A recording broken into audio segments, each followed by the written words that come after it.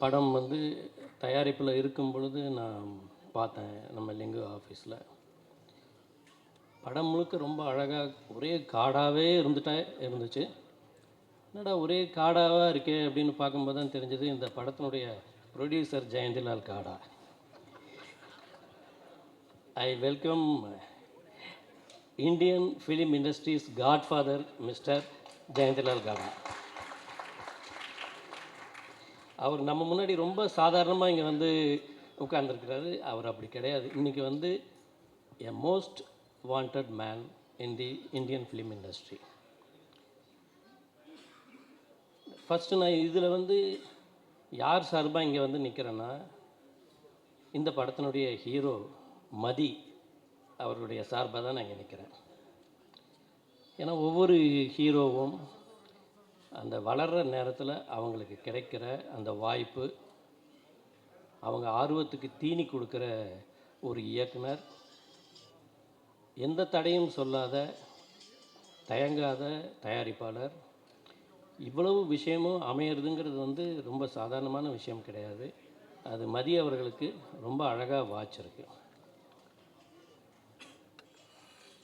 இதை வந்து ஒரு இந்த படம் சம்மந்தமான இந்த நிகழ்ச்சியை ஒரு மகாராஜா வந்து வாழ்த்தின மாதிரி நித்திலன் வந்து முதல் ஆளாக வந்து வாழ்த்தினார். எனக்கு பிரபு சாலமன் படங்களில் இருக்கிற அந்த உணர்வுபூர்வமான அந்த சோல் எனக்கு ரொம்ப பிடிக்கும். அவர் கைப்பட்டால் அந்த ஹீரோ வந்து எவ்வளோ பெரிய ஒரு மைலேஜுக்கு வருவாருங்கிறதுக்கு நம் கண் முன்னாடி நிறைய உதாரணங்கள் இருக்குது. அப்படிப்பட்ட ஒரு ஒரு பெரிய ஒரு ஹீரோவாக மதி வருவாருங்கிறது மைதாஸ் டச் மாதிரி அவருடைய பொற்கரங்கள் இருந்திருக்கு. அண்ட் நிவாஸ் பிரசன்னா, நீங்கள் வந்து ரொம்ப ஒளிஞ்சிக்கிட்டே இருக்கிறீங்க. இந்த ஒரு 10 வருஷமாக வெளியில் முகம் காட்டுறது கிடையாது. யார் இந்த நிவாஸ் பிரசன்னா அப்படின்னு பார்த்தோம்னா, இப்போ ரீசண்டாக தான் இப்போ வெளியில் வந்து அவர் பாடுறாரு. இந்த படத்தில் வந்து பைசன் படத்தில் வந்து நானும் லிங்குவும் தான் இந்த படத்தை பார்த்தோம். அதில் அந்த பைசன் படத்தில் அந்த ரெக்கார்டிங்கில் வந்து ரொம்ப ரொம்ப ரொம்ப வருஷத்துக்கு அப்புறம் எனக்கு வந்து தமிழ் சினிமாவில் ஒரு நல்ல இசை வந்து கேட்டது அப்படின்னு சொன்னால் அது பைசன் அது. அண்டு இந்த மண்டேலா பார்த்தப்போ நான் ரொம்ப வியந்து போனேன். அவ்வளவு அழகான ஷார்ட்ஸ், அவ்வளோ இது. இந்த மாதிரி ஒரு யங் ஜென்ரேஷன் வந்து ஒரு மேடையில் வந்து ஒரு ஒரு விஷயத்தை வந்து ஆரம்பித்து வைக்கும்போது அது வந்து பழகின ரொம்ப இந்த மீடியா பர்சன்ஸுக்கே வந்து நிறைய பேரை பார்த்தவங்களையே பார்த்துட்டு இருக்கிறதுக்கு இது ரொம்ப ஃப்ரெஷ்ஷான ஒரு மேடையாக இது அமைஞ்சிருக்கு. அது ஒரு நல்ல விஷயம். இதில் வந்து எனக்கு இந்த ஹீரோயினாக பண்ணுறாங்க இல்லையா, அவங்களுடைய அப்பாவை எனக்கு நல்லா தெரியும்.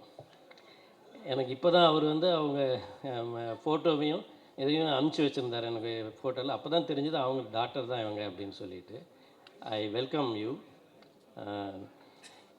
இது ஹோல்சமாக இதை வந்து பார்க்கும் பொழுது எனக்கு வந்து இந்த படத்துக்கு பின்னாடி ஒரு ஒரு எனர்ஜி இருக்குது அப்படின்னா, அதாவது மொத்த தயாரிப்புக்கும் இந்த படத்துக்கு ஒரு உந்துதலுக்கும் அது இருக்குன்னா அது வந்து கண்டிப்பாக என்னுடைய அருமை நண்பர் லிங்குசாமி அவர்கள் தான். லிங்குசாமி ஒரு விஷயத்தை வந்து எடுக்கிறார் தொடரார் அப்படின்னு சொன்னால், நான் இப்போ ரீசெண்டாக பக்கத்தில் இருந்து பார்க்கும்போது தான் தெரியுது அவர் எவ்வளவு உன்னிப்பாக நுணுக்கமாக ஒவ்வொரு விஷயத்தையும் செதுக்கிறாரு அப்படிங்கிறது.